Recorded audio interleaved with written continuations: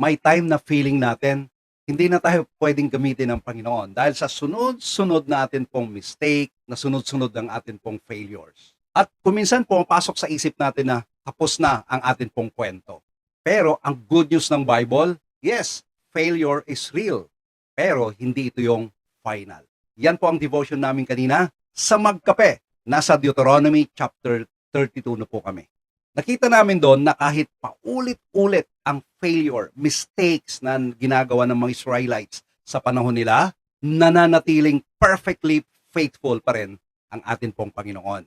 Today, bibigyan ko kayo ng 3 reasons why God is still faithful in spite of our failures. Number 1 reason, because God's character does not change. Sa verse 4 ng Deuteronomy chapter 32, sabi doon, He is the rock. He works are perfect. Tinawag ang Panginoon na bato. Meaning, ang Panginoon ay stable, dependable, hindi ito nagbabago in spite of our unfaithfulness. Nagbabago ang tao, nagfe-fail ang tao, pero hindi po nagbabago ang character ng atin pong Panginoon.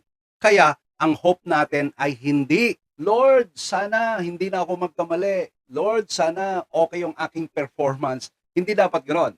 Ang hope natin dapat ay, Lord, faithful ka kahit mahina ako. So, that is reason number 1. Because God's character does not change. Reason number 2.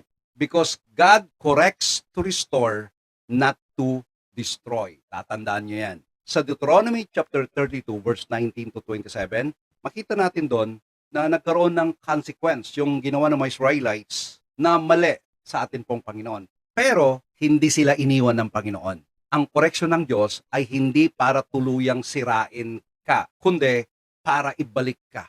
Minsan nakala natin kapag kinokorek tayo ng Diyos, itinataboy tayo. Minsan ang correction, ang signs na hindi pa siya tapos sa atin. That is reason number 2. Reason number 3. Because God's final desire is mercy. Deuteronomy chapter 32 verse 36.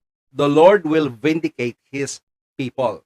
Ito kasi awit ni Moises ito eh. Kung makikita nyo, hindi po nagtapos sa judgment. Nagtapos sa awa. Sa cross, hindi binaliwala ang Diyos ang kasalanan. Pero gumawa siya ng paraan para may balik po tayo. Listen to this.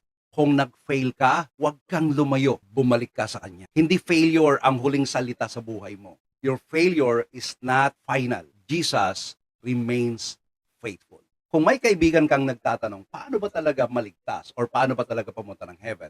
Meron po akong link diyan sa description. I-copy mo lang yon at isend sa kanya.